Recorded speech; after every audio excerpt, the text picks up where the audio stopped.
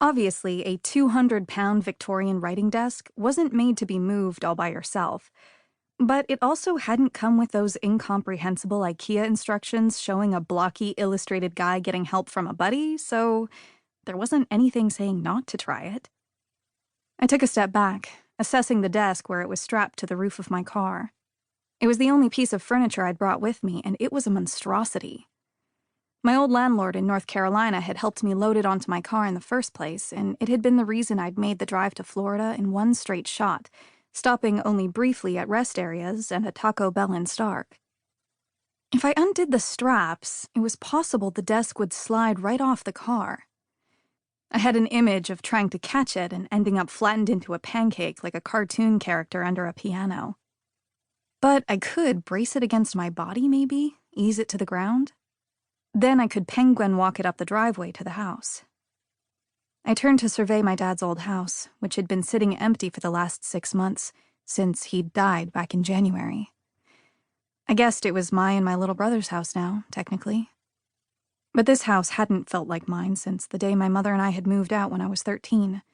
Maybe not since before then. My brother Connor could still be awake, even though my phone screen showed that it was already 2 in the morning. He'd always been a big gamer, and would stay up all hours trying a level one more time or trying to beat the last boss. But that had been before he and Shani had moved in together, before he'd gotten his first post-college job at a call center. And anyway, I wasn't going to text him to come help me with something as stupid as a desk. Connor and I weren't that close.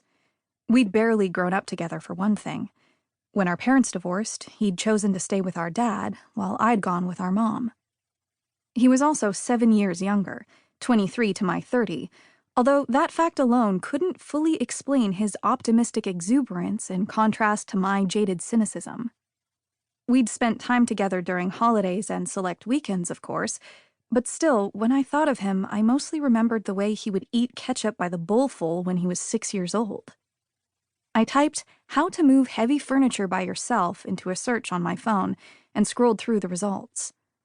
Ads for moving companies, an article about how to use moving straps and dollies and other equipment I didn't have, another couple of articles that basically boiled down to, don't. "Need a hand?" A voice came from behind me, and I jumped and gave a little scream. My phone flew out of my hand and hit the pavement with a sickening crack. I spun around, coming face to face with the random dude who'd spoken. He was standing on the sidewalk, a decent distance away from me, but still. He'd come out of nowhere. He had dark, shaggy hair and was wearing jeans and a t-shirt that had a huge rip in the collar.